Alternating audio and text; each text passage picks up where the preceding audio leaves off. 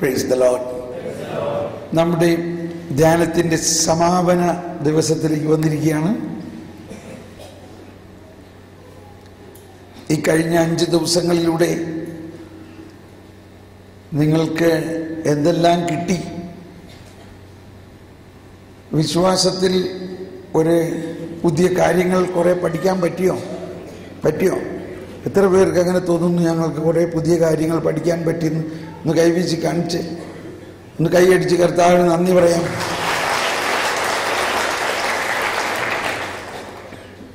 ഇനിയും ഒരുപാട് കാര്യങ്ങൾ പഠിക്കാനുണ്ട്. പക്ഷെ അതിൻ്റെ ഒരു തുടക്കം കുറിച്ചു എന്നേ ഉള്ളൂ ഇതിലൂടെ, ഈ 6 ദിവസത്തിലൂടെ. ഈ ബോധ്യങ്ങൾ ഉൾക്കൊണ്ടുകൊണ്ട് ഇനി നിങ്ങൾ വീണ്ടും പുതിയ നിയമം വായിക്കണമെന്നുകൂടി. ഈ ബോധ്യങ്ങൾ ഉൾക്കൊണ്ടുകൊണ്ട് പുതിയ നിയമം വായിക്കണം. പുതിയ നിയമം വായിക്കുന്നതിനൊരു പുതിയ രീതി ഞാൻ പറഞ്ഞു തരാം. ആ രീതിയിൽ നിങ്ങൾ വായിക്കണം. അങ്ങനെ നിങ്ങൾ ബൈബിൾ പഠിക്കാൻ പറ്റും, കുറേ കൂടി ആഴമായി പഠിക്കാൻ പറ്റും. അതോടൊപ്പം നമ്മുടെ വിശ്വാസം ശക്തമായി വളരും. ഒരു രീതി പറഞ്ഞു തരട്ടെ, ബൈബിൾ പഠിക്കേണ്ട ഒരു രീതി. ബൈബിള് എത്ര പേര് കൊണ്ടുവന്നിട്ടുണ്ട്? ഓക്കെ, കൈ പൊക്കണ്ട. ബൈബിൾ കൊണ്ടുവരാത്തവര് മനസ്സിലാക്കി കുറിച്ചെടുത്ത് വീട്ടിൽ പോയി വായിക്കുക. ഇവിടെ ഇരിക്കുന്നവരിൽ ബൈബിൾ ഉള്ളവരെല്ലാവരും ബൈബിൾ തുറക്കുക. മത്തായിയുടെ സുവിശേഷത്തിൽ 1-ാം അധ്യായം എടുക്കാം. അടുത്തിരിക്കുന്ന ആൾ കാണിച്ചു കൊടുത്ത് സഹായിക്കുക. അപ്പം ഇതിൽ ആശയപരമായിട്ട് നമ്മൾ മനസ്സിലാക്കേണ്ടത്, പുതിയ നിയമത്തിൽ എഴുതിയിരിക്കുന്ന ഒരുപാട് കാര്യങ്ങൾ പഴയ നിയമത്തിൽ പ്രവചിക്കപ്പെട്ടിട്ടുള്ളതാണ്. അങ്ങനെ പുതിയ നിയമത്തിൽ നിന്നും പഴയ നിയമത്തിലേക്ക് നമ്മൾ പോകണം. ഇതിൽ 2 കാര്യമാണുള്ളത്. ഒന്ന്, മാതാവിനോട് എലിസബത്ത് പറഞ്ഞത് ശ്രദ്ധിച്ചോ? കർത്താവ് അരുളി ചെയ്ത കാര്യങ്ങൾ സംഭവിക്കും എന്ന് വിശ്വസിച്ചവളെ നീ ഭാഗ്യവതി. വാസ്തവത്തിൽ അത്തരത്തിലുള്ളൊരു വിശ്വാസമാണ് നമ്മൾക്കുണ്ടാകേണ്ടത്. എന്താണ് എല്ലാവരും ഒന്ന് പറഞ്ഞേ? കർത്താവ് അരുളി ചെയ്ത കാര്യങ്ങൾ സംഭവിക്കും എന്ന് വിശ്വസിച്ചവളെ നീ ഭാഗ്യവതി. നമ്മുടെ ജീവിതത്തിനും ലോകത്തിന് മുഴുവനും ആവശ്യമായിട്ടുള്ളത് കർത്താവ് സംഭവിപ്പിച്ച് കഴിഞ്ഞിരിക്കുന്നു, അരുളി ചെയ്തിരിക്കുന്നു. അരുളി ചെയ്തത് സംഭവിച്ചു കഴിഞ്ഞിരിക്കുന്നു. ഇത് നമ്മളിൽ സംഭവിക്കും എന്ന് നമ്മൾ വിശ്വസിക്കണം. ആ വിശ്വാസമാണ് നമ്മളിൽ വളരേണ്ടത്. അതെങ്ങനെ അങ്ങനത്തെ ഒരു വിശ്വാസത്തിൽ വളരാൻ പറ്റുമെന്നതിൻ്റെ ഒരു ഐഡിയ, ഒരു വിദ്യയാണ് ഞാൻ ഈ പറഞ്ഞു തരാൻ പോകുന്നത്. മത്തായിയുടെ സുവിശേഷത്തിൽ 1-ാം അധ്യായത്തിൽ 21 മുതൽ 23 വരെയുള്ള വചനങ്ങൾ നമുക്ക് വായിക്കാം. മത്തായിയുടെ സുവിശേഷം 1-ാം അധ്യായത്തിൽ 21 മുതൽ 23 വരെയുള്ള വചനങ്ങൾ നമ്മൾ വായിക്കാം. അവൾ ഒരു പുത്രനെ പ്രസവിക്കും, നീ അവന് യേശു എന്ന് പേരിടണം. എന്തെന്നാൽ അവൻ തന്റെ ജനത്തെ അവരുടെ പാപങ്ങളിൽ നിന്ന് മോചിപ്പിക്കും. 21 മുതൽ എന്നല്ലേ പറഞ്ഞ? 21 വായിച്ചപ്പോ ഓക്കെ. അതിനു മുമ്പ് 18 മുതൽ വായിക്കാം. യേശുക്രിസ്തുവിന്റെ ജനനം ഇപ്രകാരമായിരുന്നു. അവന്റെ മാതാവായ മറിയവും ജോസഫും തമ്മിലുള്ള വിവാഹ നിശ്ചയം കഴിഞ്ഞിരിക്കെ അവർ സഹവസിക്കുന്നതിന് മുമ്പ് അവൾ പരിശുദ്ധാത്മാവിനാൽ ഗർഭിണിയായി കാണപ്പെട്ടു. അവളുടെ ഭർത്താവായ ജോസഫ് നീതിമാനാകയാലും അവളെ അപമാനിതയാക്കാൻ ഇഷ്ടപ്പെടായകയാലും അവളെ രഹസ്യമായി ഉപേക്ഷിക്കാൻ തീരുമാനിച്ചു. അവൻ ഇതേക്കുറിച്ച് ആലോചിച്ചു കൊണ്ടിരിക്കെ കർത്താവിന്റെ ദൂതൻ സ്വപ്നത്തിൽ പ്രത്യക്ഷപ്പെട്ട് അവനോട് പറഞ്ഞു, ദാവീദിന്റെ പുത്രനായ ജോസഫ്, മറിയത്തെ ഭാര്യയായി സ്വീകരിക്കാൻ ശങ്കിക്കേണ്ട. അവൾ ഗർഭം ധരിക്കുന്നത് പരിശുദ്ധാത്മാവിൽ നിന്നാണ്. അവൾ ഒരു പുത്രനെ പ്രസവിക്കും, നീ അവന് യേശു എന്ന് പേരിടണം. എന്തെന്നാൽ അവൻ തൻ്റെ ജനത്തെ അവരുടെ പാപങ്ങളിൽ നിന്ന് മോചിപ്പിക്കും. കന്യക ഗർഭം ധരിച്ച് ഒരു പുത്രനെ പ്രസവിക്കും. ദൈവം നമ്മോടുകൂടെ എന്നർത്ഥമുള്ള എമ്മാനുവേൽ എന്നവൻ വിളിക്കപ്പെടും എന്ന് കർത്താവ് പ്രവാചകൻ മുഖേന അരുളിച്ചെയ്ത് പൂർത്തിയാകാൻ വേണ്ടിയാണ് ഇതെല്ലാം സംഭവിച്ചത്. ജോസഫ് ഇപ്പൊ ഇവിടെ കുറെ കാര്യങ്ങൾ ഇതിന്റെ വേറെ വശത്ത് പഠിക്കാനുള്ളതും കൂടി ഞാൻ ഇതിന്റെ ഇടയിൽ ചേർത്ത് പറയാം. ഇത് ദൈവനീതിയുടെ ഒരു വെളിപ്പെടുത്തൽ കൂടിയാണ്. എന്താണ് ദൈവനീതി, എന്താണ് ഫരിസേയ നീതി? നമ്മൾ ഇന്നലെ മനസ്സിലാക്കി, ഫരിസേയരുടെ നീതിക്ക് ദൈവനീതി എന്നതും ഫരിസേയരുടെ നീതിയും തമ്മിൽ വ്യത്യാസമുണ്ടെന്നും നിയമവും ചട്ടങ്ങളും കൃത്യമായി അനുസരിച്ച് അനുഷ്ഠിക്കുന്നതാണ് ഫരിസേയരുടെ നീതി.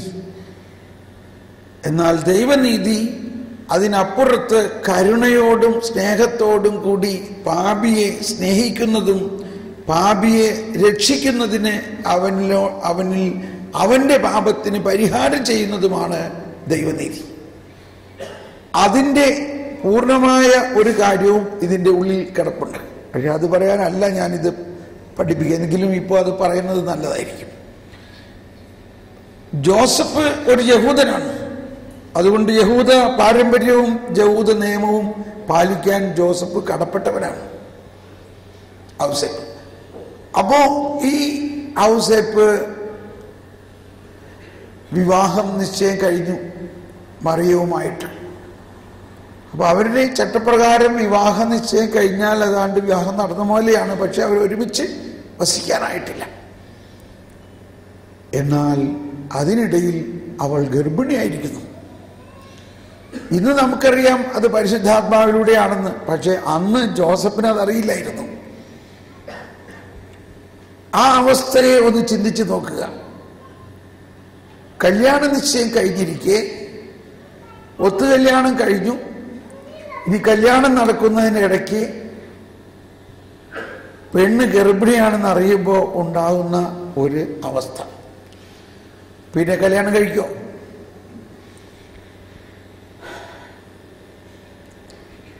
യഹൂദരുടെ നിയമപ്രകാരം, ഫരിസേയരുടെ നിയമപ്രകാരം ഭയങ്കര പ്രശ്നമാണത്. ഭയങ്കര പ്രശ്നമാണ്. അവരുടെ നിയമപ്രകാരം അങ്ങനെയുള്ളവരെ പരസ്യമായിട്ട് അവഹേളിക്കുകയും കല്ലെറിഞ്ഞ് കൊല്ലുകയും ചെയ്യണമെന്നുള്ളതാണ് അവരുടെ നിയമം. ഇവിടെ മോശയുടെ ആ നിയമം ഔസേപ്പ് പാലിച്ചോ? ഔസേപ്പ് പാലിച്ചോ? ഇല്ല. അപ്പൊ നിയമലംഘനമല്ലേ അവിടെ ചെയ്യുന്നത്? മറിച്ച് ഔസേപ്പ് എന്ത് ചെയ്തു? അവളെ അവഹേളിക്കാതിരിക്കുന്നതിനും രഹസ്യമായിട്ട് ഇതാരോടും മിണ്ടിയില്ല. അതാണ് പോയിന്റ്. ഇതാരോടും മിണ്ടാതെ രഹസ്യമായിട്ട് പിന്മാറാമെന്ന് തീരുമാനിച്ചു. എനിക്ക് തോന്നുന്നത് ഇത് ഔസേപ്പിതാവിൽ നിന്ന് നമ്മളെല്ലാം പഠിക്കേണ്ട ഒരു കാര്യമാണ്. ഈ ഫരിസേയ സ്വഭാവത്തെ ഉരിഞ്ഞു മാറ്റുന്നതാണ് ദൈവനീതിയുടെ പ്രധാന ഘടകമെന്ന് അവിടെ എഴുതിയിരിക്കുകയാണ്. ഒന്ന് വായിച്ചേ. അവൻ നീതിമാനാകയാൽ, ഒന്ന് വായിച്ചെല്ലാവരും.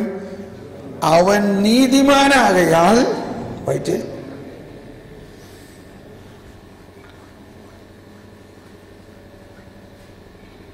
പത്തൊമ്പതായിരിക്കും, അല്ലെങ്കിൽ 19. 1:19. അവളുടെ കർത്താവായ ജോസഫ് നീതിമാനാകിയാലും അവളെ അപമാനിതയാക്കാൻ ഇഷ്ടപ്പെടായിയാലും അവളെ രഹസ്യമായി ഉപേക്ഷിക്കാൻ തീരുമാനിച്ചു. ഇത് ഈ ഔസേപ്പിതാവും മാതാവും ബൈബിളിലെ പുതിയ നിയമത്തില് വളരെ വലിയ രണ്ട് വ്യക്തികളാണെങ്കിലും അവര് കാര്യമായിട്ടൊന്നും പറഞ്ഞിട്ടില്ല. ബൈബിളിലല്ലേ ഒന്നും കാര്യമായിട്ട് പറഞ്ഞിട്ടില്ല, ഒന്നും പ്രസംഗിച്ചിട്ടില്ല, ഒന്നും പഠിപ്പിച്ചിട്ടില്ല. പക്ഷേ ഇന്ന് നമ്മുടെ ജീവിതത്തിൽ നോക്കുമ്പോൾ ഔസേപ്പും മാതാവുമാണ് സഭയിലെ വളരെ പ്രധാന രണ്ട് നെടുംതൂണുകൾ. നമ്മൾ പറയണ്ട, നമ്മളിങ്ങനെ വായടിച്ച് കുറെ ബഹളുണ്ടാക്കിക്കൊണ്ട് കുടുംബത്തിലൊന്നും നടക്കാൻ പോണില്ല. മിണ്ടാതിരിക്കാൻ പഠിക്കണം, മിണ്ടാതിരിക്കാൻ പഠിക്കണം. ഈ ഇടയ്ക്ക് പരിശുദ്ധ പിതാവ് എപ്പോഴും പറയുന്ന ഒരു കാര്യമാണ്. ഫ്രാൻസിസ് അസീസി ഇങ്ങനെ പറഞ്ഞു, സുവിശേഷം പ്രഘോഷിക്കുക, ആവശ്യമെങ്കിൽ വാക്കുകൾ ഉപയോഗിക്കുക. വളരെ ആവശ്യമെങ്കിൽ വാക്കുകൾ ഉപയോഗിക്കുക. അപ്പൊ എങ്ങനെയാ സുവിശേഷം പ്രഘോഷിക്കുക? വളരെ ആവശ്യമെങ്കിൽ വാക്കുകൾ ഉപയോഗിക്കുക. ഇപ്പൊ കണ്ടോ, ഇവിടെ ഈ ഔസേപ്പ് സുവിശേഷം പ്രഘോഷിക്കുകയാണ്. ഇതാണ് യഥാർത്ഥ സുവിശേഷം. സുവിശേഷം എന്ന് പറഞ്ഞാൽ ഒരു പുതിയ വാർത്ത, സ്നേഹത്തിന്റെ സന്ദേശം. താൻ വിവാഹ നിശ്ചയം ചെയ്തിരിക്കുന്ന പെണ്ണ് ഗർഭിണിയാണെന്ന് അറിഞ്ഞിട്ട് അവൻ നീതിമാനാകയാൽ, ഔസേപ്പ് നീതിമാനാകയാൽ, ഒന്നുകൂടി വായിക്കുക, എല്ലാവരും കരമുയർത്തി വായിക്കുക, കരമുയർത്തി ശബ്ദമുയർത്തി ആ വചനം വായിക്കുക. നീതിമാനാകിയാലും അവൻ നീതിമാനാകയാലും അവളെ അപമാനിതയാക്കാൻ ഇഷ്ടപ്പെടായാലും അവളെ രഹസ്യമായി ഉപേക്ഷിക്കാൻ തീരുമാനിച്ചു. ഒന്നുകൂടി പറഞ്ഞത്, അവൻ നീതിമാനാകയാലും അവളെ അപമാനിതയാക്കാൻ ഇഷ്ടപ്പെടായാലും അവളെ രഹസ്യമായി ഉപേക്ഷിക്കാൻ തീരുമാനിച്ചു. ഇതാണ് ദൈവനീതി എന്ന് പറയുന്നത്. മറിച്ച് ആരുടെയെങ്കിലും ഒരു തെറ്റ് കണ്ടാൽ ഉടനെ നാലാളോട് വിളിച്ചു പറഞ്ഞ് അവളെ അല്ലെങ്കിൽ അവനെ പരസ്യമായി അവഹേളിക്കുക എന്നത് അല്ല ദൈവനീതി. ഇത് വ്യക്തിപരമായി നമ്മൾ ഓരോരുത്തർക്കും ചെയ്യാവുന്നതാണ്. ഇത് പറഞ്ഞു പരത്തി വെറുതെ നമ്മുടെ നാവും മറ്റുള്ളവരുടെ ചെവിയും കേടാക്കേണ്ട വല്ല ആവശ്യമുണ്ടോ? ഔസേപ്പ് ആരോടും മിണ്ടിയില്ല. രണ്ട് കാര്യം അവിടെ ശ്രദ്ധിക്കണം. അവൻ നീതിമാനാകയാലും അവളെ അവഹേളിക്കാൻ മടിക്കായകയാലും. കേട്ടോ, ഈ ഒരു മനോഭാവത്തെ ഒന്ന് സ്വീകരിക്കുക. മറ്റുള്ളവർ തെറ്റാണ് ചെയ്തിരിക്കുന്നത് എന്ന് നമ്മൾ മനസ്സിലായാൽ തന്നെയും നമ്മൾ ആരാണ് ആ തെറ്റിനെ പ്രചരിപ്പിക്കാനും പ്രഘോഷിക്കാനും? അത് നീതിയല്ല ദൈവത്തിൻ്റെ. നമുക്കത് ഉടനെ നാലാളോട് പറഞ്ഞ് അവരെ ഒന്ന് പിടിച്ചു കൊണ്ടുവന്ന് രണ്ട് തെറി പറഞ്ഞില്ലെങ്കിൽ സമാധാനമില്ല. അത് ക്രിസ്തീയതയല്ല, ക്രിസ്തീയതയേ അല്ലാതെ. ക്ഷമിക്കണം, ഞാൻ പറഞ്ഞ് മനസ്സിലായോ? ഇത് നമ്മൾ ഓരോരുത്തർക്കും ചെയ്യാൻ പറ്റുന്ന ഒരു കാര്യമാണ്. ഒരു ദിവസം ഒന്ന് ചെയ്തു നോക്ക്. ഒരു ദിവസം, ഇന്ന് നാളെ ഇത് പ്രാവർത്തികമാക്കണം. നമ്മൾ പലതും കേട്ടു, മിണ്ടാതിരിക്കുക. ഭയങ്കര അനീതിയാണ്, മിണ്ടാതിരിക്കുക. കർത്താവ് ഇത് കാണുന്നുണ്ടോ? കർത്താവ് സർവാധിപനാണോ? കർത്താവ് ഇത് അറിയുന്നുണ്ടോ? ഉണ്ട്. കർത്താവ് വേണ്ടമാതിരി ചെയ്തോളും. നമ്മൾ വേൾഡ് പോലീസൊന്നും അല്ല. ഇവിടെയാണ് ദൈവരാജ്യം നമ്മളിൽ അനുഭവമാകുന്നത്. അപ്പൊ നമ്മൾ കർത്താവിൽ ആശ്രയിക്കുന്നു, നമ്മളോ മറ്റുള്ളവരിലോ ഒന്നും ആശ്രയിക്കുന്നില്ല. ആരെങ്കിലും ഇത് പറയാൻ നമ്മുടെ അടുത്ത് വന്നാലും, സഹോദര എനിക്കിത് കേൾക്കണ്ട, എനിക്കിത് അറിയണവും വേണ്ട എന്ന് പറഞ്ഞ് പറഞ്ഞു. നമ്മൾ ഈ ന്യൂസ് എല്ലാം കേട്ട് തലയിൽ കേട്ടേണ്ട ആവശ്യം എന്താ? ഓക്കെ, അപ്പോ ഇത് രണ്ട് കാര്യം. അവൻ നീതിമാനാകയാലും, ഇപ്പൊ മനസ്സിലായോ നീതിമാൻ എന്ന് പറഞ്ഞാൽ എന്താണ്? മറ്റുള്ളവരെ അവഹേളിക്കാൻ മടിക്കായികയാലും. ആരെയും നമ്മൾ അവഹേളിക്കേണ്ട ആവശ്യമില്ല. ഓക്കെ, ഇത് വളരെ നല്ലൊരു കാര്യമാണ്. ഇത് ഓരോരുത്തർക്കും പ്രായോഗികമായി ചെയ്യാവുന്നൊരു കാര്യമാണ്. ഇത് പരിശുദ്ധാത്മാവിന്റെ പ്രവൃത്തിയാണ്. അപ്പോൾ മറ്റുള്ള യഹൂദരും അവർ മൂശയുടെ നിയമപ്രകാരം ചെയ്തിരുന്നത് ഔസേപ്പ് ചെയ്തില്ല. അപ്പോൾ തന്നെ പരിശുദ്ധാത്മാവിന്റെ വലിയ ചലനമുണ്ടായി. ഇതാ നിദ്രയിൽ മാലാഖ വന്നിട്ട് പറയുകയാണ്, ജോസഫേ നീ വിഷമിക്കണ്ട, നിന്റെ ഭാര്യ ഗർഭം ധരിച്ചിരിക്കുന്നത് പരിശുദ്ധാത്മാവിലൂടെയാണ്. ഒരുപക്ഷെ ഇത് പെട്ടെന്ന് കേൾക്കുമ്പോൾ അങ്ങനെ പെട്ടെന്ന് ഇത് മനസ്സിലാവണമെന്നില്ല. ജോസഫ് രാത്രി സ്വപ്നത്തിൽ ഇത് കേട്ടു. മാലാഖയ്ക്ക് മനസ്സിലായി ജോസഫ് ഇത് സ്വീകരിച്ചിട്ടില്ല. കാരണം പരിശുദ്ധാത്മാവിൽ ഒരു സ്ത്രീ ഗർഭിണിയാകുക എന്നത് ഇത്ര പെട്ടെന്ന് വിശ്വസിക്കാൻ പറ്റുന്നുണ്ടാവില്ലായിരിക്കും. അതുകൊണ്ട് രണ്ടാമതൊരു കാര്യം മാലാഖ പറയാണ്. അതാണ് നമ്മുടെ വിഷയം. എന്താ രണ്ടാമത് പറയുന്നത്? ഇത് പ്രവാചകൻ പറഞ്ഞിരിക്കുന്നത് പൂർത്തിയാകാൻ വേണ്ടിയാണ്. എന്താ പ്രവാചകൻ പറഞ്ഞിരിക്കുന്നത്? കന്യക ഗർഭം ധരിച്ചൊരു പുത്രനെ പ്രസവിക്കും, അവനെ നീ യേശു എന്ന് പേരിടണം.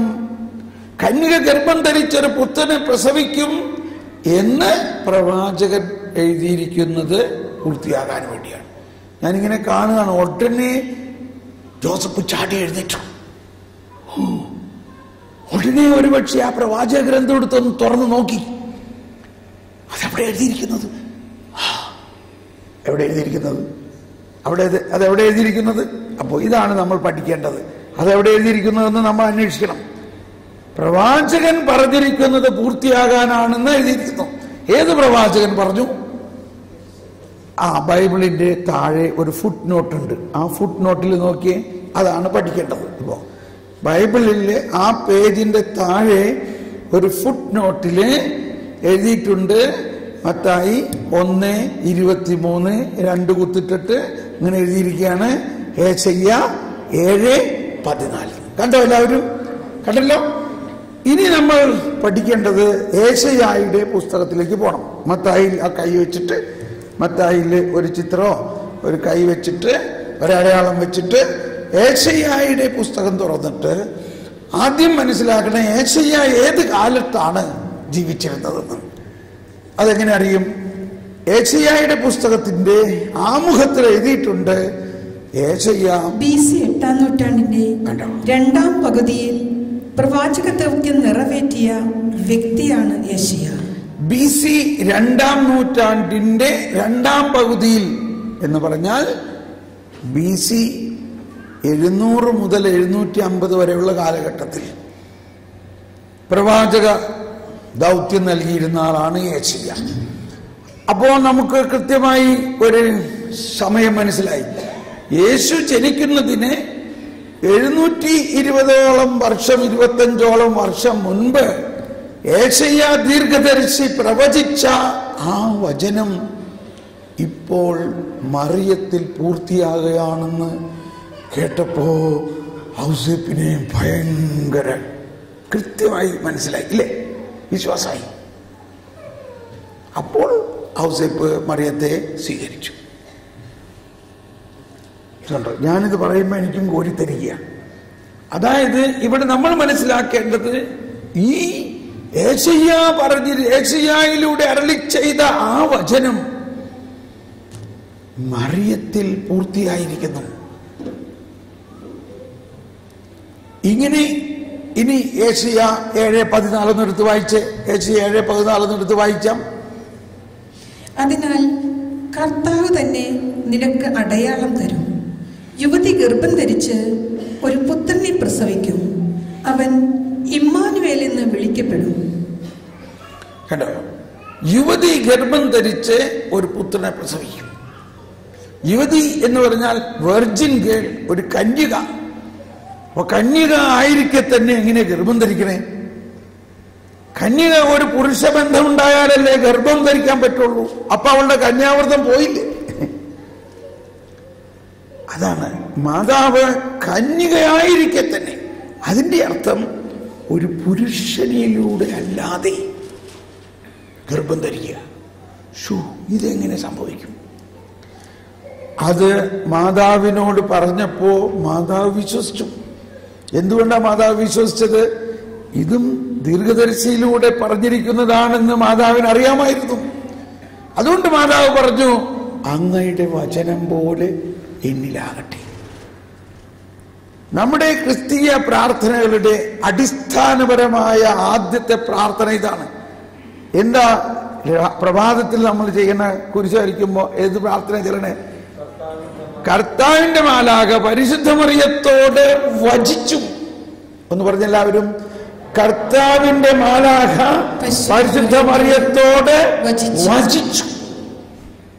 അപ്പോൾ എന്ത് സംഭവിച്ചു? മറിയത്തിന് പരിശുദ്ധാത്മാവിലൂടെ മറിയം ഗർഭിണിയായി. കണ്ടോ, വചിച്ചു. വചനവും പരിശുദ്ധാത്മാവും മറിയത്തിന്റെ ഗർഭത്തിൽ ഒന്നിച്ചു ചേർന്നപ്പോൾ അവിടെ ആരുണ്ടായി? അവിടെ യേശു ഉണ്ടായി.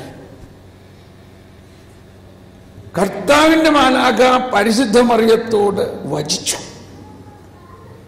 മറിയം പരിശുദ്ധാത്മാവിയുടെ ഗർഭിണിയായി. എന്നിട്ട് ഇനി മറിയത്തിന്റെ വസ്തുതകൾ പറയാണ്, ഇതാ കർത്താവിന്റെ ദാസി, അങ്ങയുടെ വചനം എന്നിൽ പൂർത്തിയാകട്ടെ. ഈ പ്രാർത്ഥന തന്നെയാണ് വിശ്വാസത്തിന്റെ വലിയ രഹസ്യം. മറിയം അത് വിശ്വസിച്ചു. കർത്താവ് അരുളി ചെയ്ത കാര്യം പൂർത്തിയാകും. നിസ്സാര കാര്യമാണോ? ഒരു പുരുഷ ബീജത്തിലൂടെ അല്ലാതെ ഒരു കന്യക ഗർഭം ധരിക്കും എന്ന് കർത്താവ് അരുളി ചെയ്തിരിക്കുന്നത് പൂർത്തിയാകും എന്ന് മറിയം വിശ്വസിച്ചു. ഇതാണ് അബ്രാഹാം വിശ്വാസത്തിന്റെ പിതാവാണെങ്കിൽ മറിയം വിശ്വാസത്തിന്റെ മാതാവാണ്. ഇതുപോലെ തന്നെയാണ് അബ്രാഹത്തിനോട് പറഞ്ഞത്, നിനക്കൊരു കുഞ്ഞുണ്ടാവും. അബ്രാഹാം ചിരിച്ചു. സാറ ഇത് കേട്ടപ്പോൾ ചിരിച്ചു. അതുകൊണ്ട് ആ കുഞ്ഞിന്റെ പേര് എന്താണ്? ആ കുഞ്ഞിന്റെ പേരെന്താണ്? പുഞ്ചിരി എന്നർത്ഥമുള്ള ഇസഹാക്ക്. എന്താണ് ഇസഹാക്ക് എന്നുള്ള വാക്കിന്റെ അർത്ഥം? പുഞ്ചിരി. അപ്പോൾ ആ പുഞ്ചിരി തന്നെയായിരുന്നു ഇവരുടെ പ്രവചന രൂപത്തിലായിരുന്നു അവർ പുഞ്ചിരിച്ചത്. അവർ പുഞ്ചിരിച്ചു. ഒന്ന് ഭയങ്കര സന്തോഷം, അതേ സമയത്ത് ഇത് എങ്ങനെ സംഭവിക്കും? അവർ വിശ്വസിച്ചു. ഈ വിശ്വാസമാണ് നമ്മളിലേക്ക് പകർന്നിട്ടുള്ളത്. അപ്പൊ ഇവിടെയും അബ്രാഹാം വിശ്വസിച്ചത് കർത്താവ് അരുളി ചെയ്ത കാര്യം സംഭവിക്കും എന്ന് അബ്രാഹാം വിശ്വസിച്ചു. അബ്രാഹാം വയസ്സായി, സാറ വയസ്സായി. സാറയുടെ ഗർഭം വരണ്ടുപോയി. വരണ്ടു എന്ന് പറഞ്ഞാൽ എന്താ അർത്ഥം? ഗർഭം വരണ്ടു എന്ന് പറഞ്ഞാൽ എന്താ അർത്ഥം? അവളുടെ മെനസ്ട്രേഷൻ പീരീഡ് കഴിഞ്ഞു. അതായത് അവർ മെനോപ്പസിലേക്ക് കയറി. ആ സ്ത്രീകൾക്കുണ്ടാകാവുന്ന ആർത്തവ ദശയുടെ കാലഘട്ടം കഴിഞ്ഞാൽ ഒരു സ്ത്രീ വയസ്സായി എന്ന് പറയും. പിന്നെ അവൾ ഗർഭം ധരിക്കുക സാധ്യമല്ല. ഒരുപക്ഷെ കർത്താവ് അതായിരുന്നു ഇത്രയും നാൾ കാത്തിരുന്നത്. അവളുടെ മെനസ്ട്രേഷൻ കഴിയട്ടെ, എന്നിട്ട് വേണം പറയാൻ, എന്നിട്ട് വേണം അവൾക്ക് കുഞ്ഞിനെ കൊടുക്കാൻ. അവളുടെ ആർത്തവദശയുടെ കാലഘട്ടത്തിലാണ് അവൾക്ക് കുഞ്ഞിനെ കിട്ടിയിരുന്നെങ്കിൽ അത് ദൈവത്തിന്റെ ഇടപെടലിലൂടെ കിട്ടിയതാണെന്ന് മനസ്സിലാവോ? ഇല്ല. സാധാരണ സ്ത്രീകൾ ഗർഭം ധരിക്കണു, ഇത്തിരി വയസ്സായെന്നല്ലേ ഉള്ളൂ. പക്ഷേ ഇത് വയസ്സായി എന്ന് മാത്രമല്ല, ഉണങ്ങിയ ഗർഭത്തിലാണ്, വരണ്ട ഗർഭത്തിൽ. അവരുടെ ആർത്തവദശ കഴിഞ്ഞ് വയസ്സായിരിക്കുമ്പോഴാണ് കർത്താവ് പറയുന്നത്, ഇനി അടുത്ത വർഷം ഈ സമയത്ത് നിനക്ക് കുഞ്ഞുണ്ടാകും. അബ്രാഹാം വിശ്വസിച്ചു. അഥവാ അബ്രാഹത്തിന് കൊടുത്ത വിശ്വാസം എന്ന ദാനത്തിൽ അത് വിശ്വസിക്കാനുള്ള കഴമ്പുണ്ടായിരുന്നു. ആ വിശ്വാസത്തിന്റെ പൈതൃകമാണ് മാതാവിന് കിട്ടിയിരിക്കുന്നത്. അതേ വാക്കുകൾ തന്നെ പറഞ്ഞത്, ദൈവത്തിനൊന്നും അസാധ്യമല്ലല്ലോ. മാതാവ് വിശ്വസിച്ചു. ഇപ്പോൾ ഇതാ അങ്ങനെ ഗർഭം ധരിച്ചിരിക്കുന്നു. ആ ഗർഭം ധരിച്ചിരിക്കുന്ന അവസ്ഥയിൽ മനുഷ്യർ പറയില്ലേ, ആരാ ഈ കൊച്ചിന്റെ അപ്പൻ? അപ്പോ ദൈവം ഔസേപ്പിനെ ഈ യേശുവിന്റെ വളർത്തുപിതാവായിട്ട് തിരഞ്ഞെടുക്കുകയാണ്. ഔസേപ്പ് പരസ്യമായിട്ട് കുഞ്ഞിന്റെ അപ്പനെന്ന് അറിയപ്പെടും. ഇതും സാധാരണ സാധ്യമാണോ? തൻ്റേതല്ലാത്ത ഒരു കുഞ്ഞിനെ അപ്പനായിട്ട് എങ്ങനെ സ്വീകരിക്കാന്ന് പറയില്ലേ? ഞാനല്ല കുഞ്ഞിന്റെ അപ്പൻ, എനിക്കറിയില്ല, ഞാൻ കല്യാണം കഴിക്കണേക്ക് മുമ്പ് അവള് ഗർഭിണിയായി, ഞാനെങ്ങനെയാണ് അപ്പനാണെന്ന് പറയും. അതുകൂടി ഈ അവസരത്തിൽ കർത്താവ് സംഭവിപ്പിച്ചു. ജോസഫിനോട് പറയാണ്, നീ സ്വീകരിക്കുക, നീ ആ കുഞ്ഞിന് പേരിടുക, അവൻ തൻ്റെ ജനത്തിനെ അവരുടെ പാപങ്ങളിൽ നിന്ന് മോചിപ്പിക്കും. ഇത് വലിയ കാര്യമാണ്. യേശു എന്ന വാക്കിന്റെ അർത്ഥം എന്താണെന്നറിയോ? യേശു എന്ന വാക്കിന്റെ അർത്ഥം ആരെങ്കിലും ഒന്ന് പറയാമോ? യേശു എന്ന വാക്ക് ഒരു ഹീബ്രു പദമാണത്. അതിന്റെ അർത്ഥം ആരെങ്കിലും അത് പറയാമോ? രക്ഷകൻ എന്നാണ് സാധാരണ എല്ലാവരും പറയാറ്. അതല്ല അതിന്റെ പൂർണ്ണാർത്ഥം. എമ്മാനുവേൽ എന്ന് പറഞ്ഞാൽ ദൈവം നമ്മോടുകൂടെ എന്നർത്ഥം.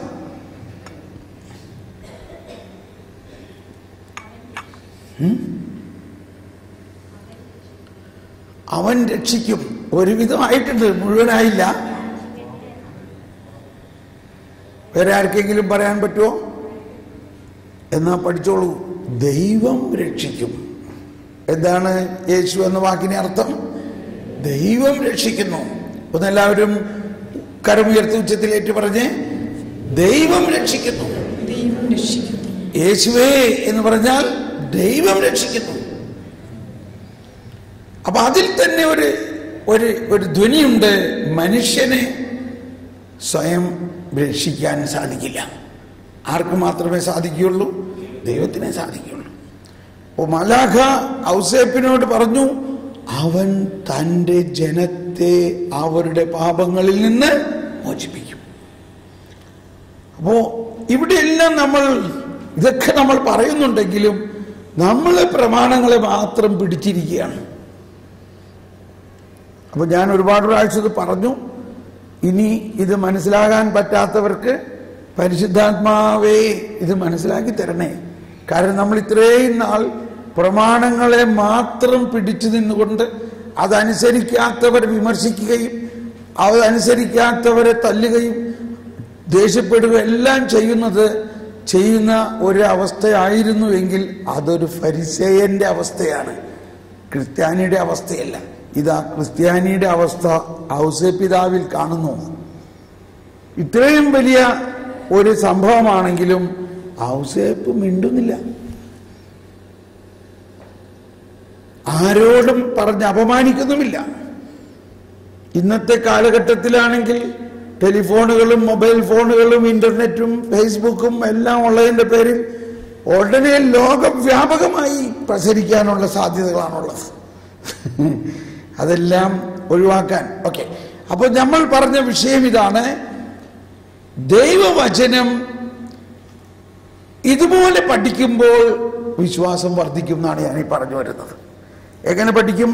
ഈ പുതിയ നിയമഭാഗം വായിച്ചിട്ട് അവിടെ എവിടെയെല്ലാം എഴുതിയിരിക്കുന്നുണ്ടോ ഇത് പ്രവാചകൻ പറഞ്ഞതാണെന്നും, അപ്പോൾ അതിന്റെ അടിക്കുറിപ്പ് വായിച്ചിട്ട് പഴയ നിയമഭാഗത്തേക്ക് പോകണം. ഇനി ഇത് അടുത്ത 2-ാം അധ്യായത്തിലേക്ക് വരാം.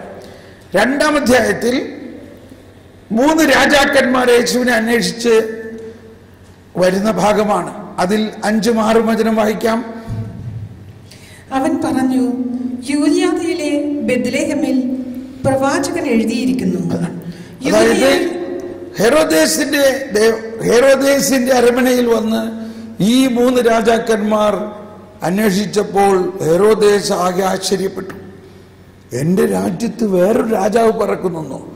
യൂദയായിലെ ബെത്ലഹേമേ, നീ യൂദയായിലെ പ്രമുഖ നഗരങ്ങളിൽ ഒട്ടും താഴെയല്ല. അപ്പൊ അവിടുത്തെ പുരോഹിതരെയും നിയമജ്ഞരെയും വിളിച്ച് ചോദിച്ചപ്പോ പറഞ്ഞു, ശരിയാണ് രാജാവേ, അങ്ങനെ എഴുതപ്പെട്ടിരിക്കുന്നു. എന്താ എഴുതപ്പെട്ടിരിക്കുന്നത്? എന്റെ ജനമായ ഇസ്രായേലിനെ നയിക്കാനുള്ളവൻ നിന്നിൽ നിന്നാണ് ഉത്ഭവിക്കുക. അപ്പോ അതെവിടെ എഴുതിയിരിക്കുന്നത്? ഏത് പ്രവാചകനിലൂടെ വന്നിരിക്കുന്നത്? അടിക്കുറിപ്പ് നോക്കുക.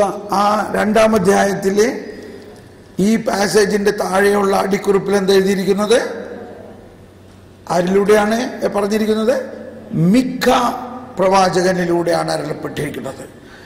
ഓക്കെ, ഇനി ഇത്രയും മതി. ഇനി ഇതിന് താഴെ തന്നെയുള്ള ഭാഗങ്ങൾ നോക്കുകയാണെങ്കിൽ ഓരോ പ്രവാചകന്മാരും പറഞ്ഞിരിക്കുന്ന വചനങ്ങളാണ് അവിടെ എഴുതിയിരിക്കുന്നത്.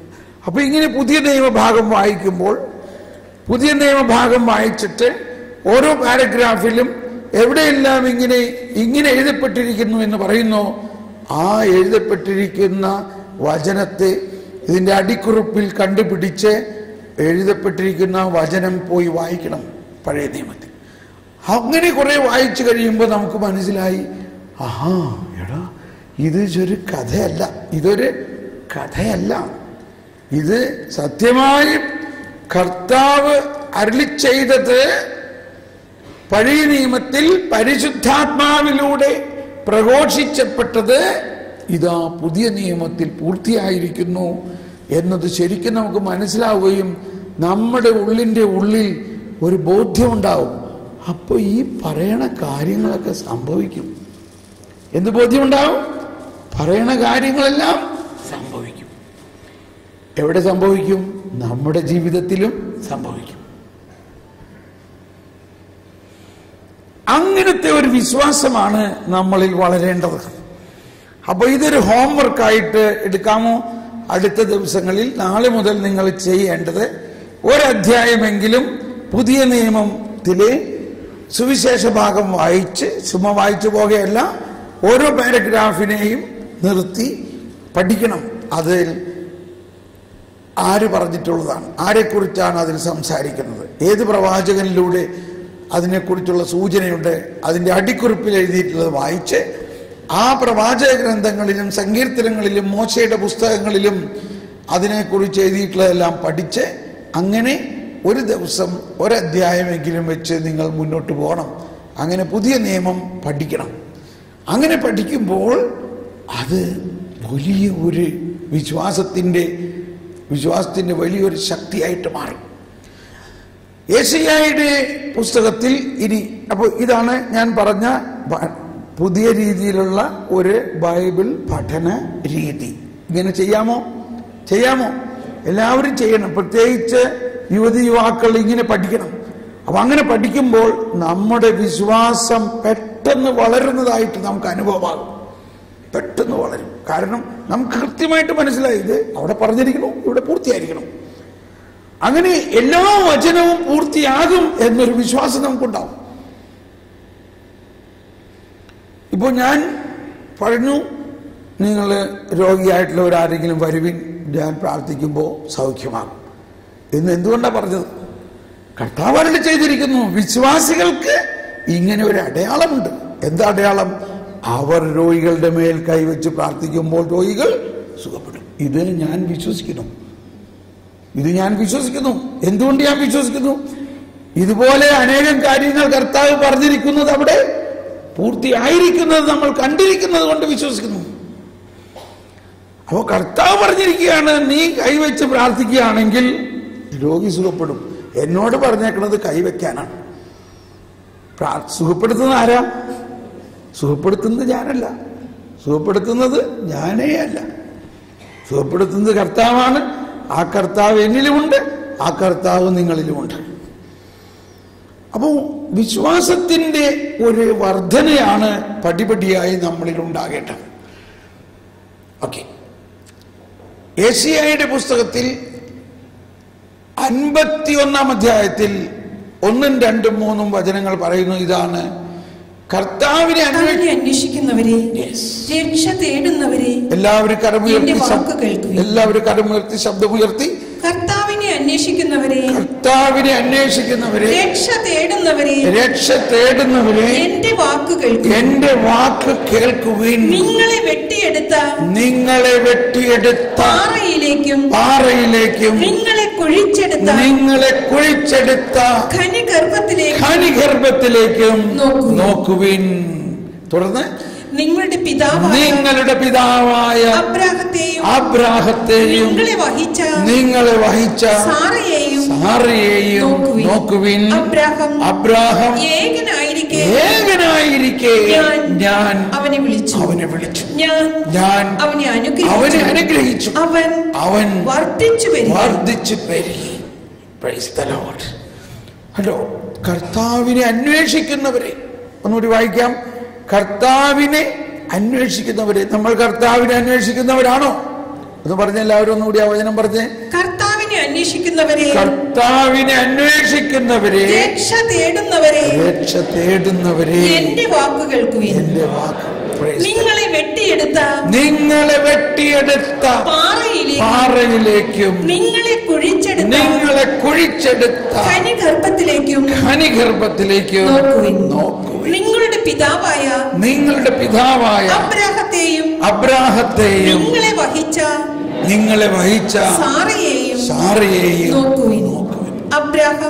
അബ്രാഹം ഏകനായിരിക്കെ ഞാൻ അവനെ വിളിച്ചു, ഞാൻ അവനെ അനുഗ്രഹിച്ചു, അവൻ വർദ്ധിച്ചു പെരുകി.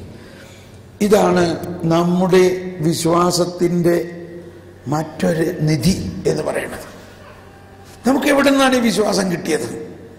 ഈ വിശ്വാസം, നമ്മൾ ഇന്ന് അനുഭവിക്കുന്ന വിശ്വാസം, നമ്മൾ ഇന്ന് പ്രഘോഷിക്കുന്ന വിശ്വാസം ദാനമായിട്ട് ദൈവം അബ്രാഹത്തിന് കൊടുത്തതാണ്. അത് കണ്ടെത്തണം എന്നാ പറയുന്നത്. കർത്താവിനെ അന്വേഷിക്കുന്നവരെ, രക്ഷ തേടുന്നവരെ, ഇപ്പൊ പാപകരമായ അവസ്ഥയിൽ അവസിക്കുന്ന ഒരു ജനം അതിൽ നിന്നും രക്ഷ തേടണമ്പോൾ എങ്ങനെയാണ് ആ രക്ഷയുടെ അനുഭവത്തിലേക്ക് വരുന്നത്? രക്ഷ തേടുന്നവരെ, നിങ്ങൾ എങ്ങനെ തുടങ്ങണം?